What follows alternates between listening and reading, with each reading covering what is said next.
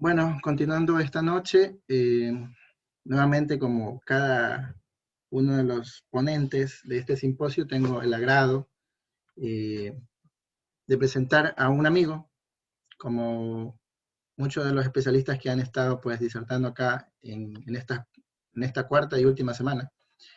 Es el doctor Telmo Fernández Cadena, simple como me dijo él, médico intensivista en el Hospital Luis Bernaza de la ciudad de Guayaquil.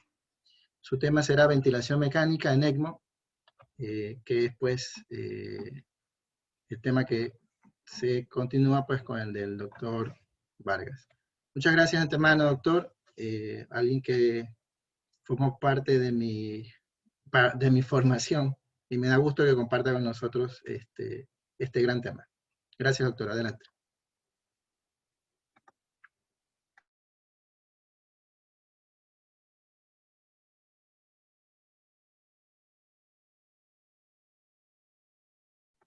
Hola, doc, disculpe. Yo no lo escucho. No sé si algunos de los asistentes lo puede escuchar.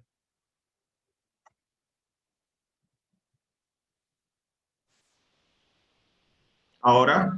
Ahora sí, doc. Ok, Continúe. listo. Gracias. Bien, disculparán el inicio en falso, ¿no? Pero bueno, cuando uno habla de cosas de la complejidad de la que estamos hablando en este tema, especialmente de soporte extracorpóreo, reemplazo de la función de ciertos órganos, uno siempre lo ve como un punto de inflexión en la historia de la medicina, ¿no? Entonces, efectivamente, la medicina ha tenido sus puntos de inflexión, sus golpes de timón, ¿no? La vacunación fue precisamente uno de ellos. Fleming, con el descubrimiento de los antibióticos, creo que fue otro punto de inflexión en el momento de la historia de la medicina, ¿no? Por poner dos ejemplos, porque si hay alguna cosa de las que nosotros vemos todos los días que ha cambiado el curso del manejo, el curso de la enfermedad, especialmente en el paciente crítico, es la introducción de la ventilación mecánica, que tuvo su primer boom, si se quiere decir, durante la epidemia de poliomielitis, pero con la particularidad de que todavía seguía siendo una ventilación mecánica más orientada a lo fisiológico, tratando de imitar lo fisiológico, ¿no? Era una ventilación mecánica que todavía utilizaba la presión negativa en el Iron Lung, ¿no? Con un pulmón que a priori estaba relativamente, por decirlo de alguna forma, o si no, completamente sano. Entonces, partamos de esta premisa. Sí, la ventilación mecánica fue uno de los descubrimientos que cambió la perspectiva de cómo veíamos la medicina crítica, cambió el curso de muchas patologías, incluido la piedra angular que fue la poliomielitis, pero que tenía esa particularidad de que era un pulmón relativamente sano. Luego vino el tema de la ventilación con presión positiva. Se inauguraron nuevos conceptos a partir de los trabajos de Amato, el RDS Network, en donde ya estábamos hablando de una presión, de una ventilación con presión positiva, ¿no? En donde ya no era un concepto tan fisiológico, es decir, 15 mililitros por kilo de volumen tidal, cosas así, sino algo ya más orientado hacia la prevención de daño secundario, daño pulmonar secundario. ¿Pero por qué? Porque precisamente este tipo de ventilación mecánica estaba orientada a que un órgano enfermo, en este caso el pulmón, distresado, inflamado, con disfunción de la interfase alveolo-capilar, continuara funcionando sin causársele mayor daño.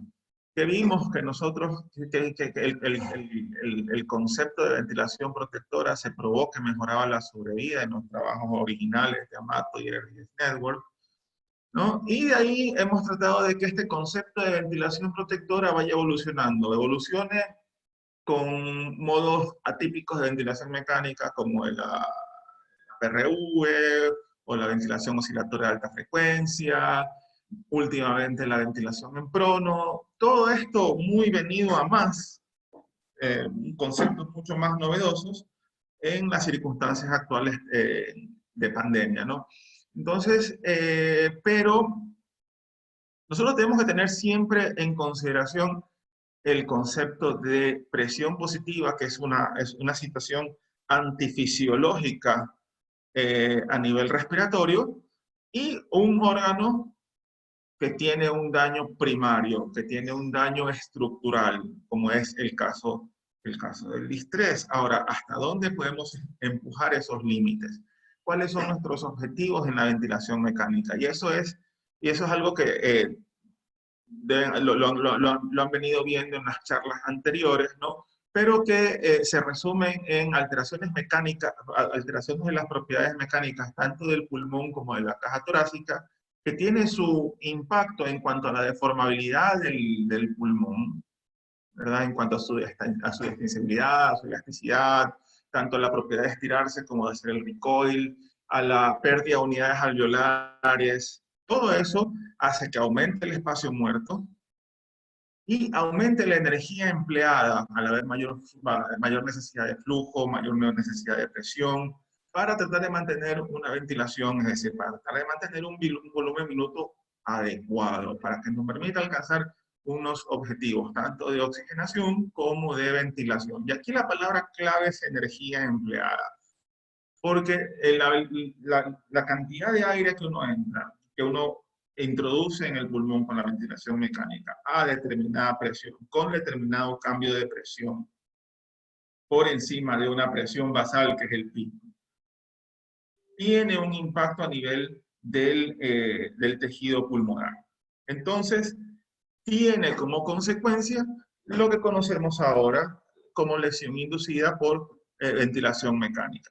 Este es el chico malo de la película, este es al que queremos siempre, este es el daño que nosotros hacemos con la ventilación mecánica. Es decir, ese es el daño que nosotros causamos aun cuando el pulmón tenga secciones sanas, porque está demostrado que con una cantidad de energía por encima de 12 julios a una frecuencia mayor de 15 respiraciones por minuto, uno ya puede comenzar a inducir lesión en un pulmón previamente sano, no se diga aquel pulmón heterogéneamente afectado, pero que tiene sus porciones todavía relativamente sanas. Entonces, para poder ilustrar un poco más el tema, nos planteamos un caso, este es un caso bastante similar a alguno de los que hemos visto nosotros.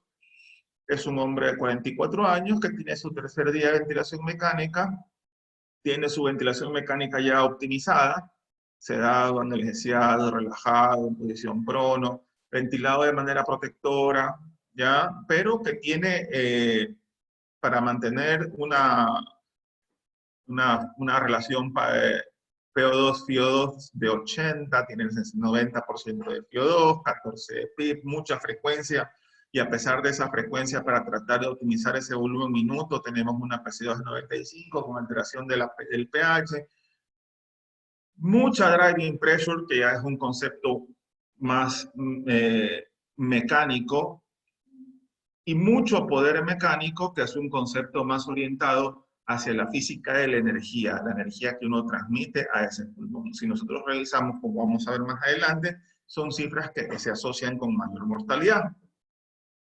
De lo que vimos en la charla de Lenin, este señor, tanto por edad, por condición, por la situación en la que está pasando, está gritando que me pongan en ECMO, ¿no? Entonces, ¿qué es lo que nosotros tenemos que, en el momento que decía uno poner en ECMO un paciente, qué es lo que uno quiere prevenir, qué es lo que uno quiere manejar?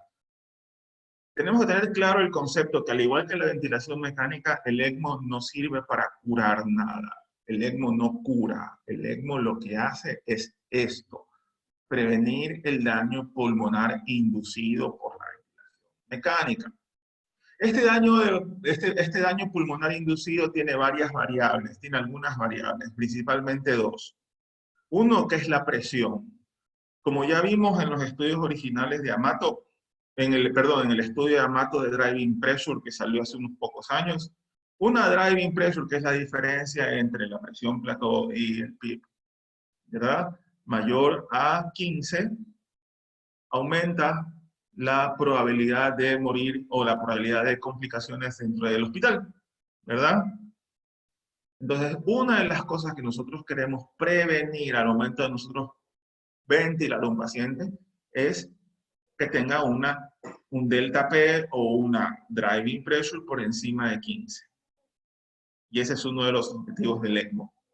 El momento en que yo pongo un paciente en ECMO es para poder tener con una driving pressure por debajo de 15, porque eso es uno de las variables que manejándola pueden mejorar el pronóstico, ¿no? La otra, sí, porque una driving pressure por encima de 15 aumenta la mortalidad.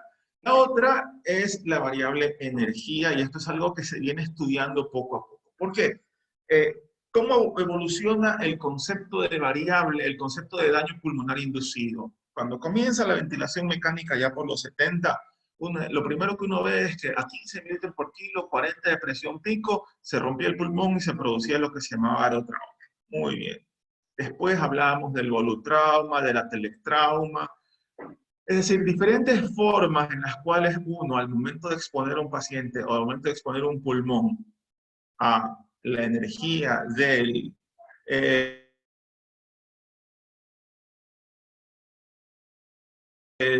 la energía que se libera por el cambio de presiones entre la atmosférica y la intratorácica, se producía daño.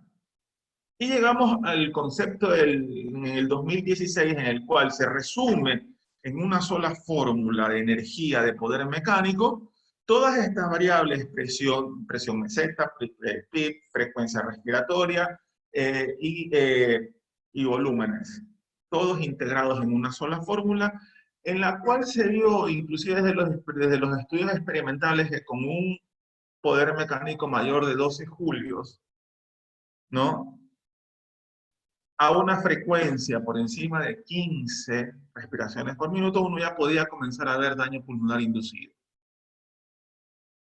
Entonces, se comienzan a hacer los trabajos y se ve que precisamente el uso de fórmulas de poder mecánico junto con, en comparación con el poder mecánico medido actualmente, tienen una relación lineal. Entonces, este poder mecánico, esta energía a la cual se somete un pulmón,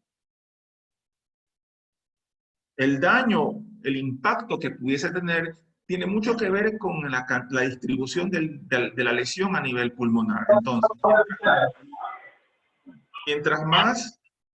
mientras más áreas aireadas tengamos, es menor probabilidad de que se produzca daño inducido por el ventilador.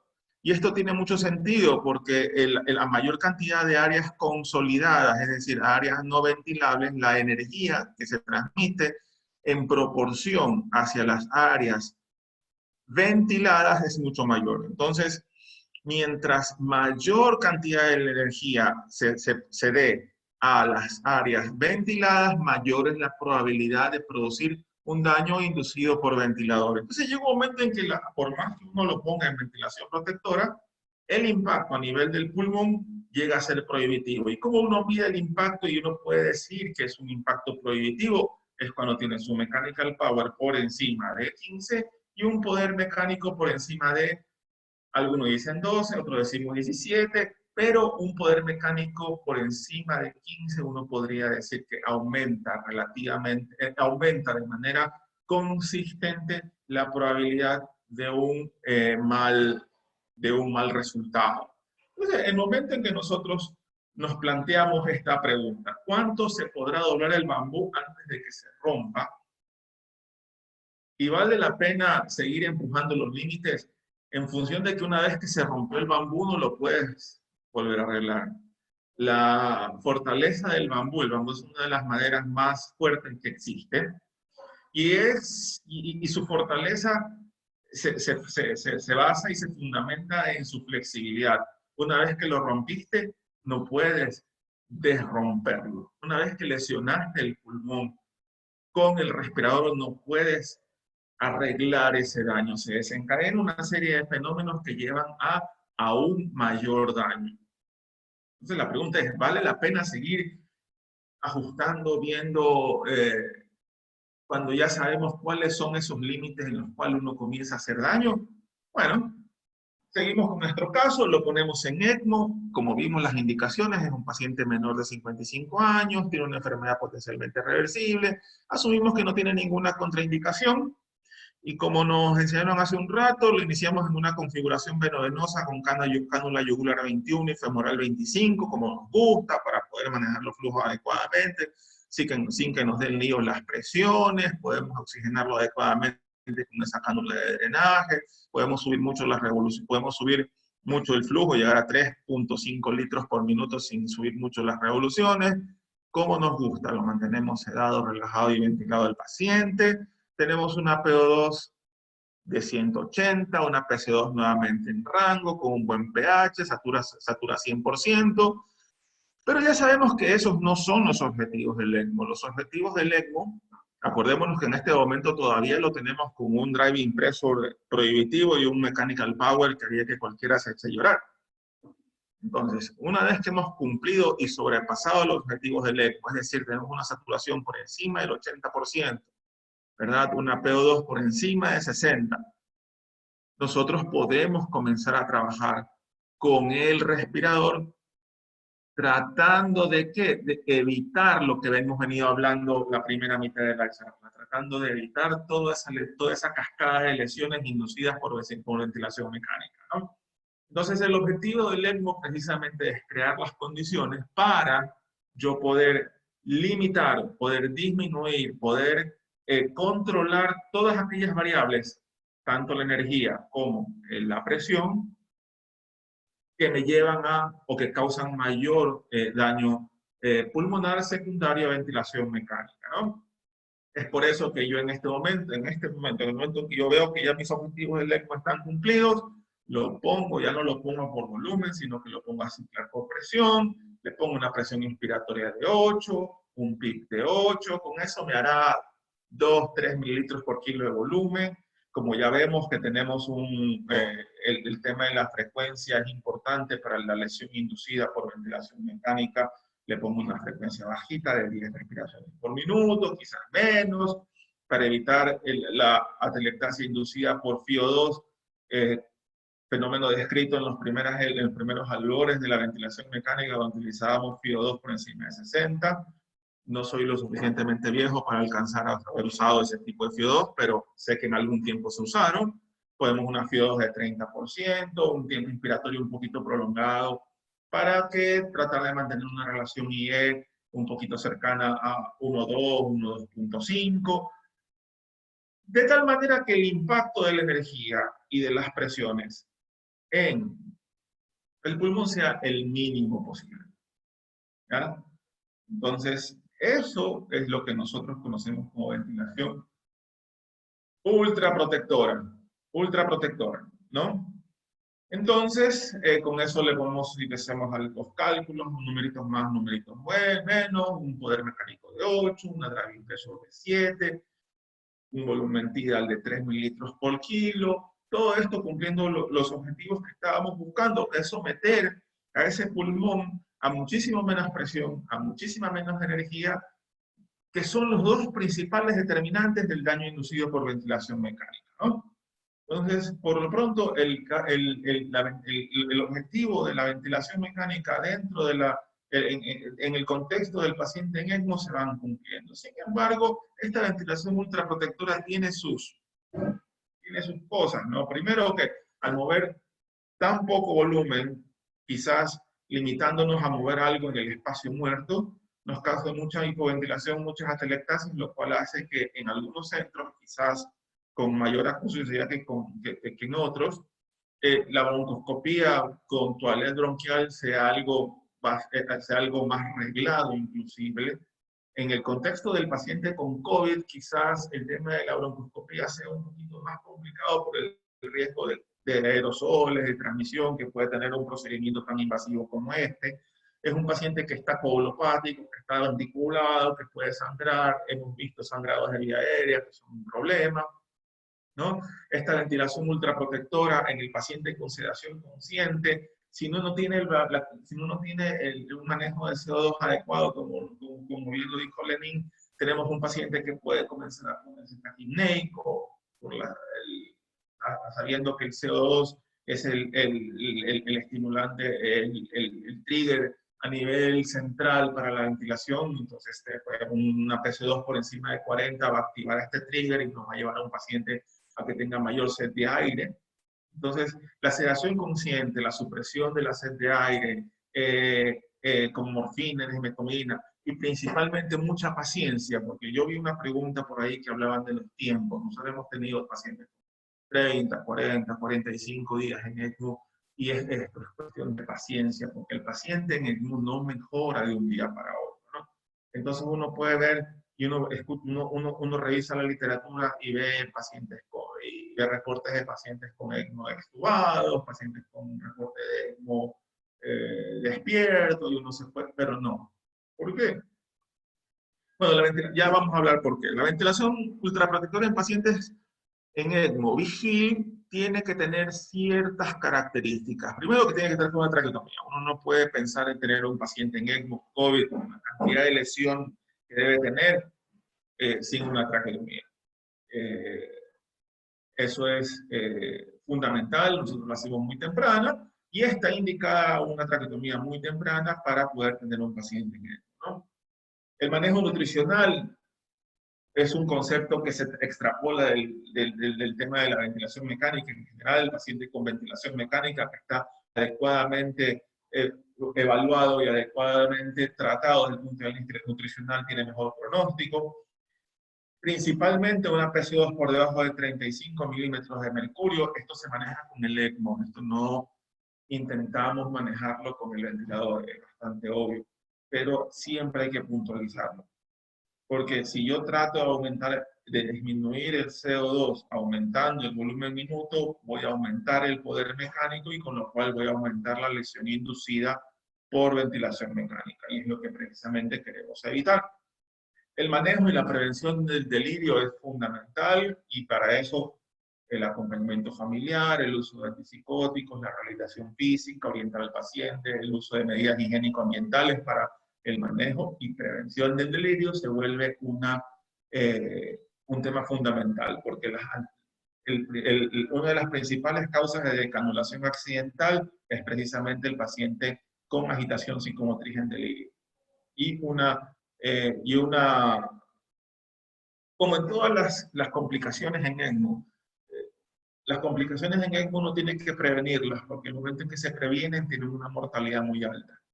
Yo tengo que prevenir una decanulación accidental, porque si el paciente se decanula accidentalmente, lo más probable es que muera. Entonces es fundamental que esta, como todas las otras complicaciones en el paciente en ECMO, tienen que ser prevenidas más que manejadas, ¿no? Entonces son condiciones fundamentales para tratar de tener ventilación ultraprotectora en el paciente vigil, y como dije en la diapositiva anterior, esto es cuestión de tener mucha paciencia. ¿Por qué? Porque en el momento en que yo lo apuro, comienzan los problemas. Yo trato de apurar a mi paciente. Yo ya veo acá, mi paciente ya estaba sí, es una placa de un paciente con infiltrados bilaterales por COVID, lo que tú quieras, pero se ve es una placa de un paciente que va en evolución. Sin embargo, este paciente lo despierto, se me agita, se pone taquipneico, 40 por minuto, hipertenso, taquicárdico, entra en falla cardíaca. Me toca sedarlo, anestesiarlo, relajarlo de nuevo, hacer todo el proceso nuevamente, ¿verdad? Y en este caso, la lesión pulmonar ya no es por ventilación mecánica. En este caso, ya la lesión es por respiración espontánea. Los mecanismos son similares, pero la génesis del problema es distinta. Entonces, sí, podemos tener, y de hecho hemos visto, lesión pulmonar por ventilación espontánea, inducida por ventilación espontánea, y este es el problema de los modos como la PRV, en los cuales uno no puede cuantificar de manera muy objetiva la cantidad de volumen y la cantidad de presión, de energía a la que se somete el tejido pulmonar por una respiración espontánea. Entonces, se convierte en un problema de lo que nosotros no podemos vigilar, que no podemos. Entonces, esto en el paciente, en el paciente con COVID tiene un contexto bastante particular, y es porque las lesiones son muy extensas. El sustrato es muy inflamatorio y tiene muchísimas consecuencias a nivel del tejido pulmonar. Pero finalmente, el paciente con ventilación espontánea en ECMO tiene esa predisposición a lesionarse por estos fenómenos. Entonces, uno tiene que considerar muy bien la posibilidad de si mantener a su paciente sedado con sus parámetros respiratorios ultraprotectores controlados, o si irlo despertando de a poco. Como se dijo, como lo dijo Lenin en su charla, eso depende de la experiencia que tenga cada centro. Nosotros nos consideramos un centro con poca experiencia, la vamos haciendo, ¿ya? Entonces tenemos nuestras guías y nuestros protocolos de actuación en ese sentido. Entiendo, muchos conocen que inclusive hay escuelas, grandes escuelas de ventilación mecánica y de mecánica respiratoria en general, que hablan de que el PCLI es un mito, ¿no?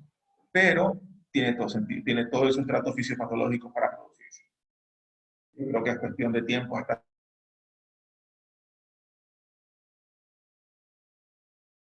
en la generación de la elección inducida por ventilación mecánica. Así que,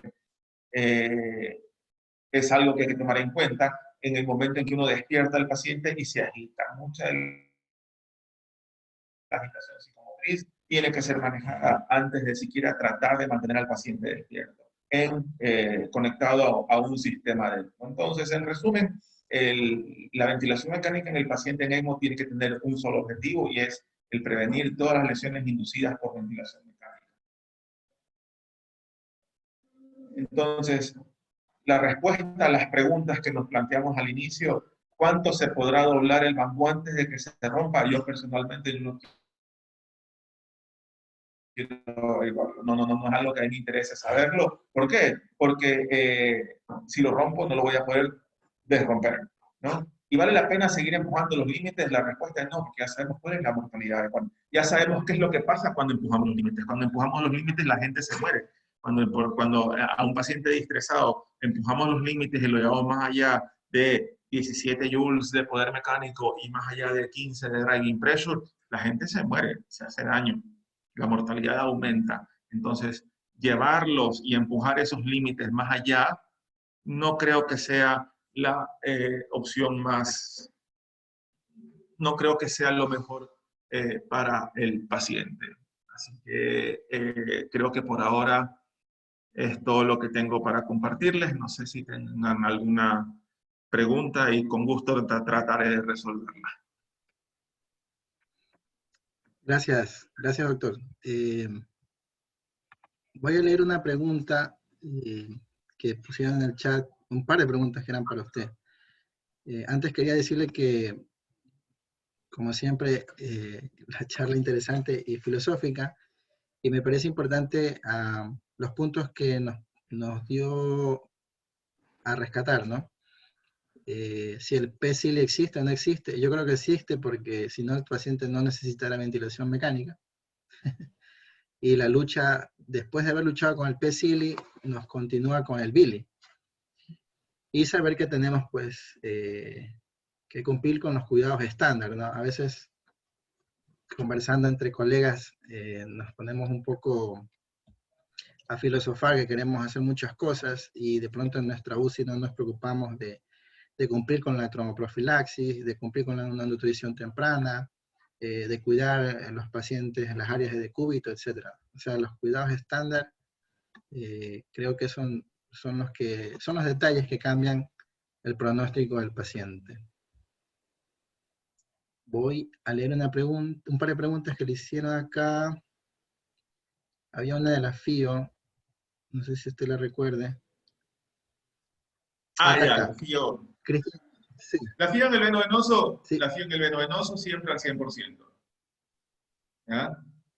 ¿Verdad? Y la FIO en el ventilador, la FIO el ventilador siempre está máximo 35 para prevenir ese daño inducido por radicales libres y todo eso a nivel de tejido pulmonar. Cuando expones al surfactante, que aparte de que está escaso, lo expones a radicales libres de oxígeno y el resultado sigue siendo atelectasias. Más atelectasias, más espacio se convierte en un mayor problema. Entonces uno trata de dar la menor cantidad. Es el principio, es el mismo principio que tenemos para ventilación mecánica, dar la menor FIO2 posible para alcanzar un resultado X. ¿Por qué? Porque al final la forma en la que yo manejo la PO2 en la sangre que sale de la bomba de ECMO es con la velocidad de flujo. Es decir, si yo veo que con 2.5 litros por minuto de flujo en la máquina de ECMO, ¿verdad? 2.5 litros por minuto de sangre pasando por el oxigenador. Tengo una PO2 de 45 y veo que me está faltando. Yo lo que hago no es subir la FIO, porque ya está al 100 en el ECMO, no es subir la FIO del respirador, porque obviamente no cumplo mi objetivo, sino subir la velocidad de flujo. Es decir, yo subo las revoluciones por minuto para pasar de 2.5 a 3.5 litros por minuto, que eso es lo que me va a mejorar la oxigenación. ¿Ya? De igual manera, si yo veo que mi problema es no la oxigenación, sino el CO2, la ventilación, entonces ahí sí yo paso y en vez de pasar 6 litros por minuto de aire al oxigenador, subo y le paso 8, le paso 9, le paso 10 litros por minuto de aire por el oxigenador. ¿Por qué? Porque el oxigenador funciona por difusión. Pasa de un sitio de menor concentración a un sitio de mayor concentración a través de una membrana, que es la membrana de nitrocelulosa, que es para la oxigenación. Si yo qué quiero tener? Quiero tener mucha concentración de aire de un lado de la membrana, poca concentración de CO2 de ese mismo lado, para que difunda pasivamente de la sangre hacia ese sitio por gradiente de CO2, es decir, 45 de CO2 por un lado con 1 de CO2 por el otro lado, definitivamente va a difundir de mayor a menor concentración, pues pasa el CO2 de la sangre a la membrana, al espacio aéreo. Y viceversa en el caso del oxígeno. Entonces, yo manejo el CO2 con la velocidad de los gases y manejo la oxigenación, el PO2, es manejando la cantidad de sangre que pasa por el oxigenador. Es decir, subo la velocidad de flujo. ¿Ya? De tal manera que yo no muevo las PO2. No hay ninguna controversia entre las dos. La PO2 del oxigenador, la PO2 del ECMO siempre al 100, la PO2 del respirador siempre en 30, y si yo necesito más o menos oxígeno, lo manejo con la velocidad de flujo. Ok, Doc, gracias. Voy a seguir leyendo muchas preguntas. Darío está prendido acá. Nos dice Darío Yagual, ¿hasta cuándo mantengo la PIP alta del respirador y en qué momento puedo iniciar la disminución? Yo, en el momento en que tengo el paciente ya conectado en ECMO, veo que todo funciona, veo que ya se cumplieron los objetivos, es decir, ya lo tengo con 180 milímetros de mercurio de PO2, o ya lo tengo saturando 100%. En ese momento yo lo cambio automáticamente a ventilación ultraprotectora. ¿Ya? En ese momento yo le bajo la PIP, le bajo el volumen, lo cambio de modo, le bajo la frecuencia, le bajo todo. En ese momento le bajo todo. El momento en que yo vea de que efectivamente las cánulas están bien puestas, que no recircula, que todo esté funcionando, que satura mejor, ese rato yo le bajo todo. Ok. Doc, yo tengo una pregunta, la verdad que hay muchas preguntas importantes. En alguna ocasión elaboramos un protocolo acá en la institución donde yo estoy y quería preguntar algo. cuando uno va cumpliendo los pasos, ¿no? Generalmente empieza con volumen control, y trata de cumplir las metas, driving pressure, P-Plat, etc. Y nos mostró Lenín, que todavía lo veo acá conectado, pues, que estamos hablando de horas, ¿no? 6 horas, 8 horas. Usted mostró un caso que en el tercer día decidieron ya considerar ECMO, ¿no? Entonces, ¿en qué No, punto? es que tercer día porque ese paciente nos lo derivaron ventilado. Ya Ok, tenía su tercer día de ventilación mecánica. Ya, exactamente. pero uno en 6 horas tiene que tomar la decisión. ¿Por qué le puse tercer día? Porque una cosa que tenemos que ilustrar es que el paciente que más se beneficia de ECMO es el paciente que se entra antes del 5.º día de ventilación mecánica. Eso es. Después del 5.º día, la lesión inducida por ventilación mecánica es muy extensa y es irreversible. Pero tiene que ser antes del 5.º día. ¿Ya? Si yo lo ventilo, probablemente yo lo ventilo en este momento, sí, mientras lo optimizo, es decir, mientras lo cedo, lo relajo, lo pongo en prono. Quizás quisieras darle unas 24 horas para ver que funcione todo, ¿no? ¿Verdad? Pero una vez que está todo optimizado, en que lo tienes todo optimizado, que me diste tu mecánica ventilatoria, todo, y ves que en 6 horas no mejora el CO2, no mejora la oxigenación, sigue con menos de 150 de PAF y todo lo demás, uno ya considera en ese momento la posibilidad de hacer ECMO. ¿Por qué? Porque si está en nuestro hospital, nosotros hagamos la logística y en 3 horas lo estamos anulando. Pero si tú estás en otro hospital y te toca organizar el traslado y todo eso, probablemente tome un poco más de 16 horas, 24 horas, y ese es un día extra de ventilación mecánica. Entonces, entre el primero que lo ventilaste y lo optimizaste, el segundo que tomaste y te decidiste, y el tercero es el día en que lo pudiste trasladar. Por eso es que normalmente nos llegan a su tercer día de ventilación mecánica cuando nos transfieren los pacientes para entrar ahí.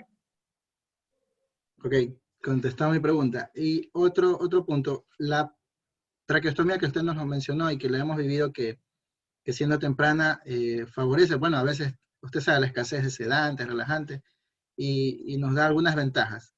En el paciente anticoagulado, ¿prefieren hacerlo antes del ECMO o a veces toca durante el ECMO y en ese momento se siempre una percutánea? Durante el ECMO y percutáneo. Ok. Y, Anticoagulación, autocoagulación no es problema. Como ya vimos, si nosotros mantenemos unas velocidades de flujo por encima de 2.53 litros por minuto en la máquina de ECMO, no hay ningún problema porque no, especialmente por el corto tiempo en que lo vamos a tener sin anticoagulación. Nosotros hemos tenido pacientes días completos sin anticoagulación por complicaciones hemorrágicas sin ningún problema y eso está descrito. Eso se sabe. Que cuando los tienes con velocidades por encima de 2,5 litros por minuto, es totalmente seguro mantenerlo sin anticoagulación. ¿Por qué no lo haces como cuidado estándar? A pesar de que hay ciertos sitios que ya están preconizando hacerlo como cuidado estándar, es porque eso, si bien es seguro, te disminuye la sobrevida de los insumos, más que de los pacientes. Los oxigenadores te duran menos, los circuitos te duran menos cuando están sin anticoagulación. Pero desde el punto de vista de la integridad del paciente, es seguro. ok, voy a seguir viendo algunas preguntas. Ya veo que la doctora María Virginia está por ahí acompañándonos para ir avanzando. Tenemos un poquito de tiempo todavía, ¿cierto? Doctor Telmo, ¿existe alguna guía para destete de ECMO? Como todo en esta vida, nosotros tratamos de ponerlo siempre sobre guías. ¿Qué es lo que pasa con el ECMO? El ECMO tiene, hay un punto de inflexión en el ECMO y es el COVID, porque todo lo que nosotros creíamos que sabíamos sobre ECMO, el COVID ha demostrado tener sus problemas y sus bemoles en esta época COVID, ¿no? Entonces, sí, en la época pre-COVID uno trataba de primero sacar el respirador y después el ECMO. Ahora se ve que no, que es mejor hacerlo al revés. Primero sácalo del ECMO y después del respirador. Por todos los fenómenos coagulopáticos, tanto hacia la hemorragia como hacia la trombosis que implica la infección y la inflamación en el paciente con COVID. Entonces, eso y muchas otras razones más que todavía, inclusive en algunas, todavía no las terminamos de entender. Entonces, sí, existen protocolos para weaning del ECMO. ¿Cuál es el que uno tiene que hacer? El que a uno más se le acomode a su realidad. Nosotros, ¿qué es lo que hacemos? Primero sacamos el ECMO. ¿no? Nosotros llevamos a nuestro paciente a una situación en la cual podemos hacerle una ventilación protectora, eh, igual sedado, relajado y protectora para poderlo sacar del ECMO. Nosotros no esperamos que estén en las mejores condiciones posibles, en la perfección en la cual yo pueda primero extubarlo y después sacarle el ECMO, porque eso lleva demasiado tiempo. Entonces sí, existen protocolos, cada institución tiene que elaborar su protocolo para weaning del ECMO, y que sea, porque tiene mucho que ver con la situación medioambiental, epidemiológica, todo de tu servicio en particular. El principal error en el ECMO, cuando uno quiere implementar un programa de ECMO, es importar todo. Es decir, así lo hacen aquí, yo lo hago así, no, porque son realidades distintas. Y si hay algo que tiene que acomodarse mucho a tu propia realidad, es un procedimiento de esta naturaleza. Ok, Doc, voy a seguir leyendo, tenemos algunas preguntas. Darío le pregunta, felicidades doctor por su presentación. Seguimos aprendiendo de usted con respecto al manejo ventilado. Voy a continuar con la pregunta de Darío, ya luego leeré las anteriores. Pregunta Darío, ¿por qué presión control y no volumen, a sabiendas que el cálculo de la presión plató se limita en presión control? Se limita el cálculo de la presión plató, pero no se limita el cálculo del poder mecánico, que es realmente lo que nos interesa. ¿Ya? Entonces, ¿cuál es el principal determinante de lesión pulmonar? La presión. Entonces, es precisamente lo que yo quiero tener bajo control. Entonces, la presión y la energía derivada de esa presión es lo que yo quiero tener bajo control. Por eso es que lo ponemos en presión control. Yo sé que podemos obtener más o menos los mismos resultados en cuanto a manejarlo, pero porque uno de los principales determinantes de la lesión inducida por ventilación mecánica es la presión, y el delta de presión entre PIP y presión PIC, yo quiero tener presión bajo control. Yo no quiero que la presión vaya desvariando por ahí en la medida en que cambia la compliance de la caja torácica, que cambia la compliance del pulmón, que cambia un ojo mal atravesado y hace que la presión suba. No quiero ese tipo de variabilidad en cuanto a uno de los principales determinantes de lesión pulmonar inducida por ventilación mecánica. Por eso yo escojo presión control, porque es lo que a mí me permite tener todo eso bajo control. Ok, creo que ahí respondimos la pregunta también de Andrés, que dice, ¿existe algún modo ventilatorio ideal cuando está haciendo ECMO? Creo que se responde la pregunta, ¿no? Presión control. Ok. Acá hay otra pregunta, no sé si de pronto la quieras contestar, Lenín, por ahí, si estás todavía, te veo conectado, pero bueno, la leo. ¿Existe alguna guía para paciente en paro con ECMO? Poquito Sí. nos mencionó al. Sí, el paciente en ECMO, cuando entra en arresto cardíaco, primero, Lenín, ¿no? Bueno. El tema es cuando el paro es en COVID. ¿Qué es lo que sabemos del paro en COVID? El paro en COVID tiene 90%, más del 90% de mortalidad, porque normalmente es un paro asociado a hipoxemia, y la hipoxemia que no se resuelve. Entonces, entrar a hacer un RCP en paciente en COVID, sea que esté en ECMO o no en ECMO, raya en lo fútil. ¿Ya? Raya en la futilidad. La sobrevida es muy baja, y la sobrevida y las secuelas pueden ser muy importantes. Precisamente porque es por hipoxemia. Por más que esté en ECMO, si es por un trombo que termina con un tromboembolismo de pulmón, el resultado va a ser malo. ¿Ya? Okay. Pero sí hay circunstancias en las cuales uno, por ejemplo, cuando uno tiene un paro en otros centros, cuando el paciente entra en falla cardíaca derecha, ¿verdad? Que puede llevarlo inclusive al arresto cardíaco, o te hace un tromboembolismo de pulmón, una cosa de esa, uno lo que puede hacer es el ECMO venovenoso convertirlo en venoarterio venoso, es decir, pones una nueva cánula de admisión, tienes una cánula de admisión femoral, pero arterial, de tal manera que ya no da solo soporte ventilatorio, sino da soporte ventilatorio y soporte cardiocirculatorio. De tal manera que se produce la conversión a venoarterio venoso para soporte cardiocirculatorio. ¿Cuál es el problema de esto? Que aún cuando logres hacer esta conversión, necesitas que la válvula aórtica se abra, porque si no se produce la distensión aguda del ventrículo izquierdo. ¿Ya? Necesitas que el ventrículo algo se mueva, que la válvula aórtica algo se abra para evitar que para evitar precisamente que el ventrículo, con toda la entrada venosa que existe, se distienda. ¿Ya? Entonces, si está realmente en paro y no logras hacer que ese ventrículo algo se contraiga y abra si se abra la válvula aórtica, tienes que hacer otro tipo de maniobra. Tienes que poner un balón de contracción intraórtico. Entonces, la mortalidad es muy alta. Entonces, si tú me dices, ¿qué pasa? ¿Qué hacemos cuando un paciente entra en paro conectado a un ECMO venoso? Es mucho drama, es mucha cosa. Ok. Quería preguntar algo, Doc, algo lo mencionó un poco Lenín, porque habló de la termodilución, el monitoreo hemodinámico. ¿Qué colocan en el hospital? Es el retorno, es la venganza de la PVC. Sí, es la venganza de la PVC. La PVC vuelve para quedarse en el paciente en ECMO. ¿Ya? Entonces, no. Sí, la termodilución tiene un problema muy grave, que es el tema del circuito extra de, ¿verdad? Ahora, si tienes un paciente sedado, relajado, ventilado, en sus fases iniciales, y no quieres tomar en cuenta la termodilución, y tienes un paciente que tiene como único fallo respiratorio, es decir, tiene una disfunción primaria del corazón, no es del todo descabellado utilizar métodos que utilicen el análisis de curva. ¿Ya?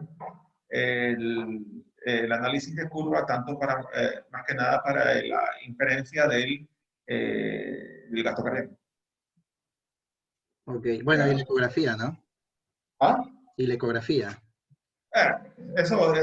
Yo pensé que me estabas preguntando, aparte de la ecografía, ¿qué más podemos hacer? ¿No? No, claro. Aparte de la ecografía se puede utilizar, porque ya la ecografía la mencionó Lenín, tanto Sí, la como transtorácica parte como de la la, transesofágica, como como, parte del cuidado estándar, y la ecocardiografía al pie de la cama, como parte del cuidado estándar del paciente en ECMO, es una cosa que hay que hacer. Es mandatoria y es tanto ecocardio como ecopulmonar y valoración del abdomen. Entonces, eso es una cosa que hay que hacerla de cajón. Eso es algo que está dentro del cuidado estándar. Si quieres hacer algo además que te permita monitorear el gasto cardíaco de manera continua y que pueda servirte, porque no tiene nada que ver con termodilución, es precisamente el análisis de contorno de curva. ok, antes de leer la última pregunta que le escribió acá Gisela, eh, ¿cuándo parar el ECMO, doctor Telmo? ¿Cuándo paramos? Cuando mejora, ¿verdad? O cuando se trasplanta, ¿ya? O cuando ya lo que era potencialmente reversible deja de serlo. ¿Ya? Esos tres escenarios están descritos, obviamente, cuando se muere también, ¿no? Ese es bastante. Entonces, esos tres escenarios están descritos en la literatura. Cuando se muere el paciente, incluido cuando hace una hemorragia intracerebral y se produce muerte bajo criterio cerebral, cuando se muere el paciente, cuando mejora, obviamente, cuando se trasplanta, o cuando ya llegamos a un punto en el que la lesión se vuelve irreversible. Hay algunos casos que se han reportado en la literatura sobre irreversibilidad secundaria a fibrosis por COVID, que ante la limitación en cuanto al trasplante de pulmón, no se han visto más que en la obligación de limitar. Si pueden, por favor, silenciar el micrófono. Si van a hacer alguna pregunta. Listo, Doc. Voy a leer la última pregunta antes de pasar a presentar a la doctora María Virginia. Nos pregunta Gisela, excelente presentación. Mi pregunta, conociendo que intubar a un paciente con COVID puede provocar lesión pulmonar, ¿cuáles son los criterios del doctor Fernández para intubarlo? Ahí está, la iglesia. Los mismos que tiene Tomás. Mira, como ya se dijo, es tiene que ser la justa medida en la que el riesgo de PCV es mayor que el riesgo de BID. Es decir, cuando el paciente ya está con demasiado gasto energético, es decir, el gasto energético tiene más que ver que con la saturación, tiene que ver con la frecuencia respiratoria. Cuando vemos que ese paciente no puede ni siquiera comer de lo agitado que está, ¿verdad? La valoración de la necesidad de intubar a un paciente tiene que ver, tenemos que recordar una cosa, y eso es algo que creo que hemos perdido la perspectiva en el tema pandemia, y es que estamos ventilando una neumonía viral, una neumonía típica, pero es una neumonía, ¿verdad? Y todos sabemos, por lo que ya la evidencia está, y es más que clara, que cuando uno se demora en intubar una neumonía, lo que hace es aumentar la mortalidad, ¿verdad? Entonces, en el momento en que uno tiene un paciente con insuficiencia respiratoria, con aumento del trabajo respiratorio, con aumento básicamente desde el punto de vista clínico de la frecuencia respiratoria, uno va y busca ya la asistencia ventilatoria mecánica. Nosotros estamos hemos visto que el uso de métodos alternativos como la cánula de alto flujo, yo la verdad no estoy seguro que sea lo mejor, salvo que me sirva como puente o sea, el momento en que yo pongo una cánula de alto flujo es con la idea de que ese paciente eventualmente se va a ventilar. Y lo único que estoy haciendo es tratar de no intubarlo con demasiada hipoxemia. ¿Ah? Porque si uno trata de sostener a ese paciente en su hipoxemia sin disminuir el trabajo respiratorio con una cánula de alto flujo, lo único que está haciendo es causar más daño.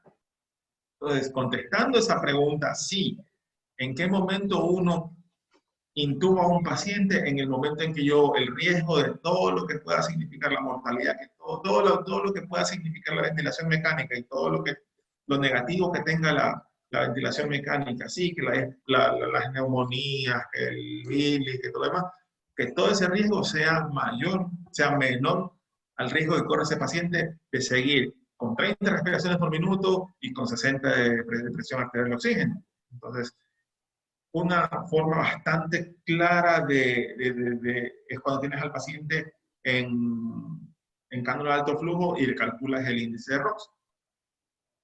Entonces ya uno va viendo que la tendencia, sin que llegue a un índice de ROX, es decir, tú vas viendo que la tendencia comienza con 8, sube a 10, baja de 9 a 9, 8, 7, ya, basta, ya es habitual. ¿Por qué? Porque eventualmente ese paciente no va a ir. Puede que el paciente que lo pones en cánula de alto flujo porque tiene más de 65 años, ese paciente eventualmente va a necesitar ventilación mecánica. Es el paciente en cánula de alto flujo que probablemente se beneficie, es aquel menor de 65 años. Porque aparte de todo, tiene el resto físico para tolerar eso. Aquel que no es obeso, ¿ya? Aquel que no tiene ninguna otra falla orgánica añadida. Ok, doctor. Les recuerdo igual, hay personas que recién hoy se pudieron conectar.